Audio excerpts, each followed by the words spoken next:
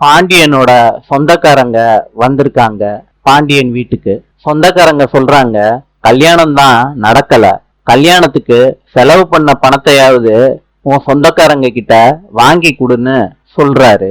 அதுக்கு பாண்டியன் கிட்ட 10 லட்சம் ரூபா கொடுக்க முடியுமா முடியாதான்னு கேக்குறாங்க. பாண்டியன் சொல்றாரு, சாயங்காலத்துக்குள்ள இந்த பணத்தை கொடுத்துட்றேன். பாண்டியனோட சொந்தக்காரங்க சொல்றாங்க, 10 லட்ச ரூபா பணத்தை சாயங்காலத்துக்குள்ள கொடுத்துருங்க, நாங்க கிளம்புறோம் அப்படின்னு சொல்லிட்டு கிளம்பி போறாங்க. இத செந்தில் நின்னு கேட்டுக்கிட்டு இருக்காரு.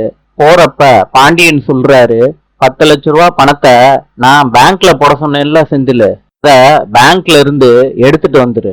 செந்தில் இத கேட்ட உடனே பதட்டமாயிடுறாரு.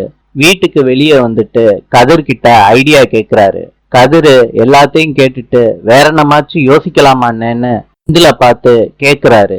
செந்திலுக்கும் ஒன்னும் தெரியல. கதிரும் செந்திலும் வீட்டுக்கு வந்துடுறாங்க. செந்தில் கைய பிசைஞ்சுக்கிட்டு நின்னுகிட்டு இருக்காரு.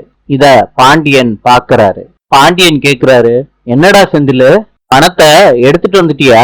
அதுக்கு செந்தில் சொல்ல ஆரம்பிக்கிறாரு, நாளை சந்திப்போம்.